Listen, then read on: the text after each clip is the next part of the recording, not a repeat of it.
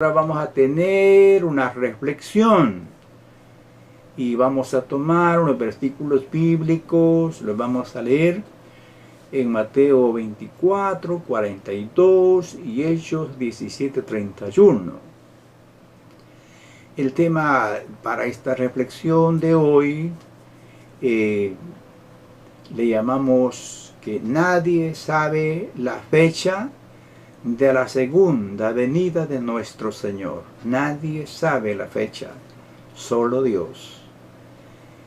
Dice el texto así, en el nombre del Padre, del Hijo y del Espíritu Santo. Mateo 24, 42, palabra del Maestro, del Señor Redentor nuestro. Velad pues, porque no sabéis a qué hora ha de venir vuestro Señor. Y Pablo en su discurso, él dijo estas palabras: por cuanto Dios ha establecido un día en el cual juzgará al mundo con justicia por aquel varón a quien designó. Hechos 17, 31. Para esta reflexión, mis amados hermanos, voy a hacer uso de una lectura, en la lectura quiero hacer uso de las notas de un libro que me parece que es un libro que tiene unas notas muy claras con respecto al tema de la segunda venida de Jesucristo. Y después de leer esas notas, vamos a hacer nuestras propias conclusiones. El libro se llama Tiempos Finales. El autor es Nash Thomas P., de la biblioteca Logos. Ahí está ese libro. Esas notas son basadas en un estudio muy concienzudo de la Santa Biblia, y hace sus notas tomando en cuenta el tenor general de la Santa Escritura.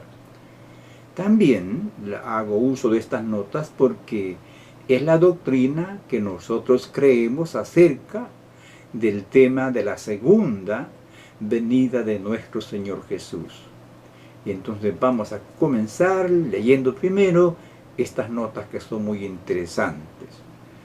Dice el escritor: el tiempo del día del juicio ha sido señalado y determinado por Dios. Ha sido fijado y no está sujeto a cambio. En el sermón a los atenienses, Pablo dijo: por cuanto Dios ha establecido un día en el cual juzgará al mundo con justicia por aquel varón a quien designó. Hechos 17, 31. Además, dice el autor en el lenguaje más claro, el antiguo, o sea, el Nuevo Testamento insiste en que nadie, excepto el mismo Dios, ha sabido, va a saber o puede saber la fecha de la segunda venida de Cristo. En la ascensión, Jesús les dijo a sus discípulos: no os toca a vosotros saber los tiempos o las ocasiones que el Padre puso en su sola potestad. Hechos 1:7. Con anterioridad él había dicho: velad pues, porque no sabéis a qué hora ha de venir vuestro Señor. Mateo 24, 42. Jesús dijo con toda claridad que los ángeles del cielo no saben el día y que ni siquiera el Hijo, es decir, el mismo Jesús, lo sabe.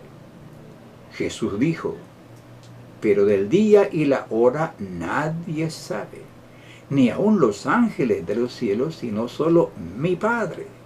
Mateo 24, 36.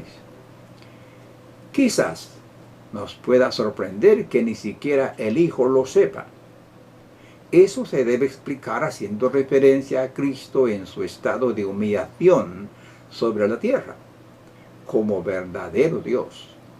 Jesús, el Hijo, es igual al Padre y sabe todas las cosas que sabe el Padre.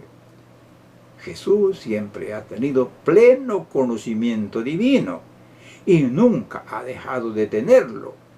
Pero mientras estuvo sobre la tierra, no hizo uso pleno y constante de su conocimiento divino en la naturaleza humana que él había asumido. De acuerdo con su naturaleza humana, Jesús decidió no saber el día, mientras se humilló a él mismo para nuestra salvación. Se lo voy a decir en mis palabras, en mis propias palabras. El Señor Jesús, como Dios, sabe todas las cosas, pero Él, al decir que ni Él lo sabía, está hablando como el Redentor de la humanidad, y es parte de la negación que hizo, es decir, de la humillación más bien de Él, que se hizo hombre para ser nuestro Redentor, pero como Dios sabe todas las cosas. Continuamos leyendo las notas. Sin duda, una razón por la que Dios no ha revelado el día y una razón por la que Jesús decidió no saber el día mientras estaba en la tierra es porque no sería bueno que las personas lo supieran. Tome nota de esto. Si supiéramos cuál es el día, podríamos estar tentados a ser descuidados, a posponer el arrepentimiento y la piedad hasta el último momento. Podríamos perder el afán para compartir el Evangelio con otras personas. Dios quiere que el día del fin sea desconocido, de modo que estemos preparados en todo momento. Luego el escritor toma nota de las ilustraciones que el mismo Señor puso acerca de que nadie sabe el día de la hora o la hora en que Él va a venir. Él hace uso del señor de la casa, el novio, el ladrón. Jesús y los apóstoles usaron 3 comparaciones para ilustrar que nadie sí sabe el día de la segunda venida de Cristo. Primero, Jesús se compara con el señor de una casa que un día se fue de viaje. Jesús dijo: es como el hombre que, yéndose lejos, dejó su casa, dio autoridad a sus siervos, a cada uno le dio un trabajo, y al portero mandó que velara. Velad pues, porque no sabéis cuándo vendrá el Señor de la casa, si al anochecer, a la medianoche, al canto del gallo o a la mañana, para que cuando venga de repente no os halle durmiendo. Marcos 13, 34 al 36. Los trabajadores de la casa tenían que estar siempre listos para el regreso de su amo, porque no sabían cuándo iba a regresar.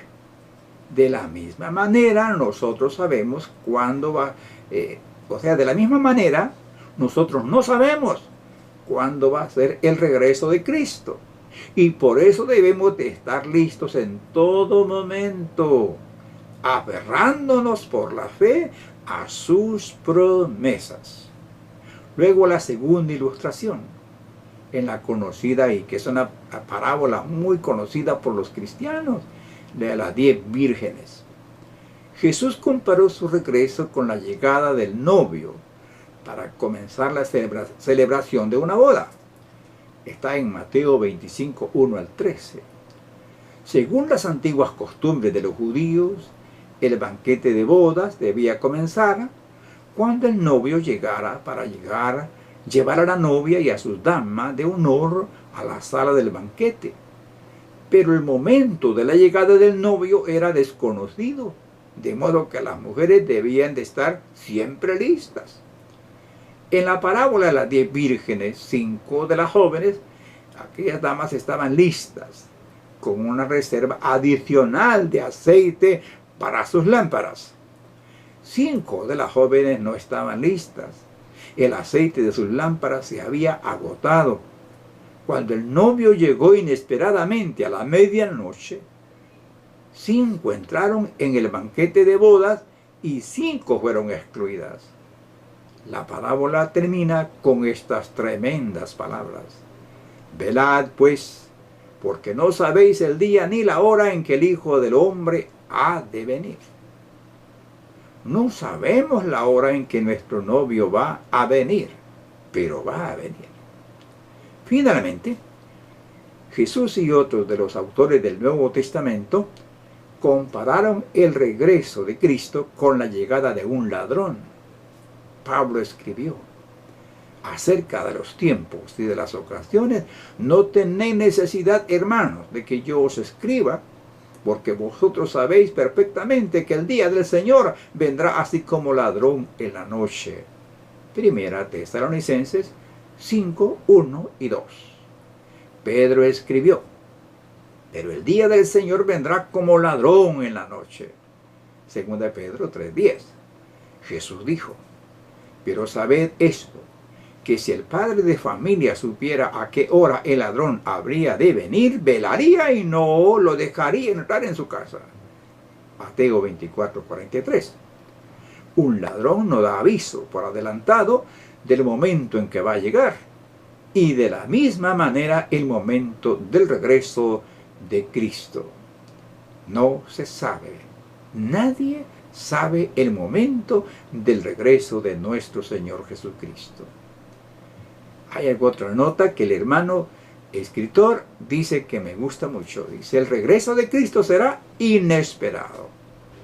Además de que el día es desconocido, la Biblia dice expresamente que la segunda venida de Cristo será inesperada.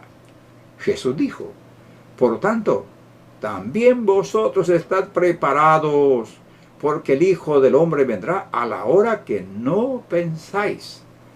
Eso está en los evangelios de Mateo, en Mateo 24, y también en Lucas 12, 40 y 46. Pablo escribió: cuando digan paz y seguridad, entonces vendrá sobre ellos destrucción repentina, como los dolores a la mujer encinta. Oiga, qué palabras. Primera Tesalonicenses 5:3. Cuando Cristo regrese, el bullicio de la vida va a ser como de costumbre. Las sirenas que anuncian los tornados no van a advertir por anticipado para que todos puedan estar listos en la aparición de nuestro Señor Jesucristo. Jesús dice: pero como en los días de Noé, así será la venida del Hijo del Hombre. Pues como en los días antes del diluvio estaban comiendo y bebiendo, casándose y dándose en casamiento, hasta el día en que Noé entró en el arca, y no entendieron hasta que vino el diluvio y se lo llevó a todos. Así será también la venida del Hijo del Hombre. Entonces estarán dos en el campo, uno será tomado y el otro será dejado. Dos mujeres estarán moliendo en un molino, una será tomada y la otra será dejada. Mateo 24, 37 al 41.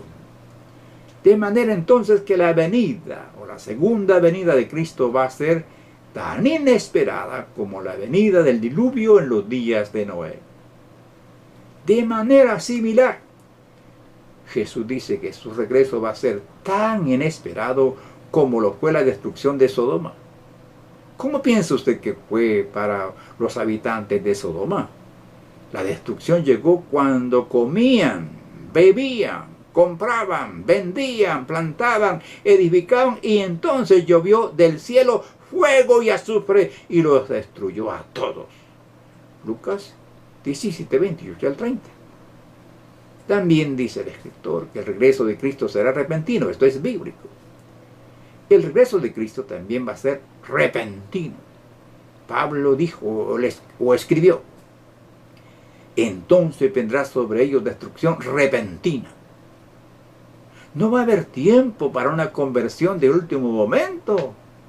Algunas personas serán llevadas de inmediato al encuentro con el Señor y otras serán dejadas para ser condenadas. Mateo 24, 41. Los cuerpos de los creyentes serán llevados al cielo en el último día, serán cambiados en un abrir y cerrar de ojos, transformados. 1 Corintios 15, 52. Recuerde, la parábola de las 10 vírgenes. Cuando las 5 vírgenes insensatas fueron a comprar aceite a la medianoche, perdieron la oportunidad y la puerta se cerró. Mateo 25:10. La descripción que hace la Biblia del último día me recuerda, dice el escritor, el destructor tsunami que ocurrió en el Océano Índico el 26 de diciembre de 2004. En ese día, dice el escritor, se produjo un poderoso terremoto en la costa de Indonesia. 2 horas más tarde y a 1500 kilómetros al occidente, la costa de Sri Lanka fue golpeada por enormes y aterradoras olas. Y nadie tenía idea de que iba a llegar. A lo largo de la costa, la gente continuaba con los quehaceres de su vida cotidiana, cuando de repente las gigantes olas convirtieron las casas en escombros y barrieron con todo lo que había a la vista. De la misma manera, la Biblia dice que cuando venga Jesús, la gente va a estar comiendo y bebiendo. Algunos estarán en el campo, otros estarán trabajando en un molino. Así dice la palabra. Y la destrucción llegará de repente. Al final va a ser, o sea que el final va a ser desconocido, inesperado y súbito. Aquí cerramos la lectura del libro que antes mencioné. La conclusión que vamos a hacer hoy, ya de parte nuestra, por supuesto basado en la escritura, en el enfoque bíblico y haciendo un resumen de lo que el autor escribe. Mis hermanos, con todo respeto y amor, sinceridad, nadie sabe la fecha en que nuestro Señor vendrá por segunda vez. Ni siquiera los ángeles del cielo. Todos los que han fijado fechas han quedado en el ridículo y han causado confusión a muchos creyentes. Recientemente, no hace ni siquiera 2 meses, vi en YouTube una noticia que en un país de América del Sur, un gran número de creyentes fue terriblemente burlado por un falso profeta que les había dicho que el Señor vendría en una fecha determinada que él mismo fijó. Se reunieron los hermanos para esperar al Señor, pero no vino. Lo triste es que casi todos los hermanos le habían puesto a nombre del falso profeta sus bienes. Muchos de los hermanos, dice la noticia, estaban a punto de perder la cabeza. Yo me pregunto, ¿por qué la gente es tan ingenua para dejarse engañar? Pienso que hay varias razones, muchas razones, pero aquí solo menciono algunas pocas. Creo que las razones por las cuales muchos se dejan engañar y caen en la trampa de la herejía del engaño es porque no estudian la Biblia seriamente. La Biblia solamente la tienen como un adorno o como una especie de suerte, como un talismán de la suerte. La Biblia es para estudiarla, es para leerla, para meditar, creerla y vivir de acuerdo a esas normas. Tenemos problemas hoy en día, la gente es engañada a hacer cosas ridículas, cosas de locura. Y muchos nos preguntamos por qué semejante, por qué son tan locuaces estas personas que engañan, que manipulan, que controlan las masas y hacen lo que ellos les dicen. La causa principal es porque desconocen las escrituras. En la escritura dice que mi pueblo pereció porque le faltó conocimiento. Una gente instruida en la palabra no se va a dejar engañar porque está claro en su mente lo que Dios dice en su palabra y jamás va a aceptar algo que no esté de acuerdo con la Sagrada Escritura. Segundo, creo que mucha gente se deja engañar con facilidad porque su fe está basada en las emociones. Hay muchas personas que solo viven de emoción, Quieren que la fe es sentir que yo siento que Dios me habla, que yo siento. Por favor, esta cuestión no solo es de sentir, es de pensar. Dios nos dio cabeza para pensar, un corazón sí para sentir, una voluntad para actuar. Pero la voluntad se somete bajo a lo que es conocido, a lo que es correcto, con la luz de la palabra, ¿ve? Y tener la fe fundada en la Escritura y no en las emociones. Otra razón por la cual muchos están siendo engañados es porque su doctrina se está basando en la música y no en la Biblia. ¿Cuántas personas están dependiendo de un cantito que se inventó un artista cristiano, cristiano entre comillas, inventando cuestiones y por la teología del canto, de las canciones, están dirigiendo su vida? Por favor, la fe nuestra no debe basarse ni en las emociones, ni en las canciones cristianas supuestamente, sino en la palabra de Dios. La cuarta razón, creo, que muchas personas se dejan engañar por falsas doctrinas, es porque no examinan lo que dicen los predicadores y líderes de las denominaciones o iglesias o mega iglesias. O sea que son este tipo de creyentes que dicen amén a todo, sin hacer un examen de lo que dicen esas personas o lo que oyen decir a los supuestos profetas o apóstoles o líderes de las iglesias. Somos llamados nosotros, amados hermanos, dice el Señor, el apóstol Juan en su primera carta, capítulo 4, examinar los espíritus para ver si son de Dios, porque muchos falsos profetas han salido por el mundo. Y cuando habla de espíritus, ¿qué es lo que habla el predicador? ¿Qué está detrás de ese predicador? ¿Cómo vive ese predicador?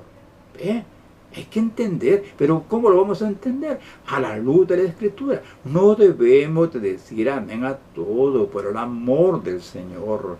Hay que examinar el espíritu con que hablan los predicadores. Lo que estoy hablando ahorita, examínelo a la luz de la Escritura. Si no da de acuerdo a la Escritura, tíralo a la basura. Pero si está en la Escritura, como yo creo que está en la Escritura que estoy hablándole, entonces póngale atención.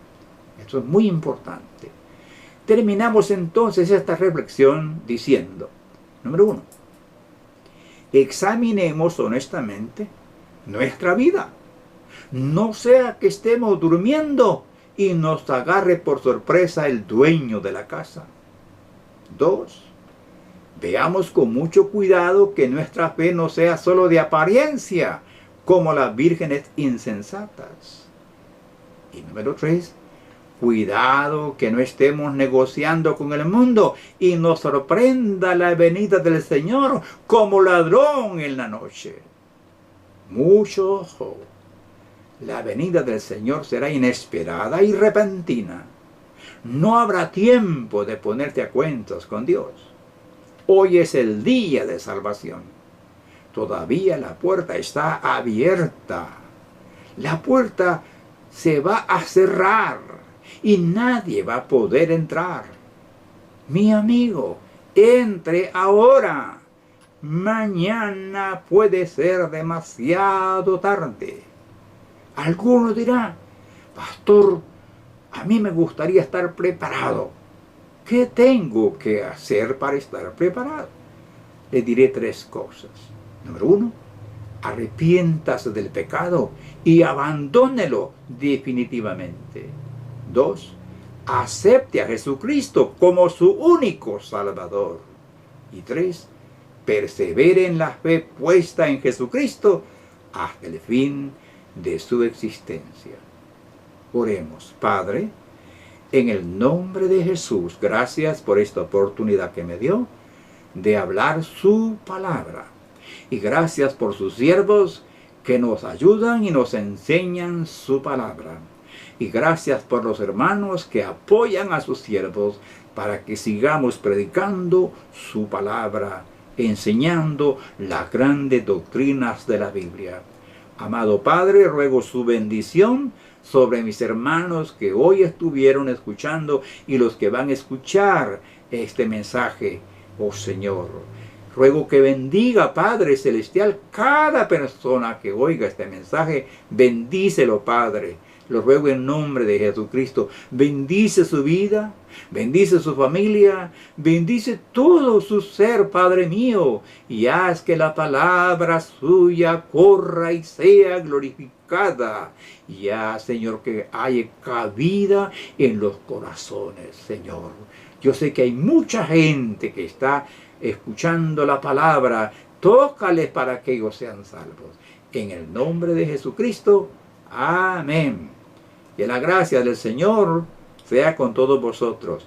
Y recuerde, el Señor viene pronto. Nadie sabe el día ni la hora, pero vendrá. Así que hay que estar siempre preparados. Dios nos bendiga a todos.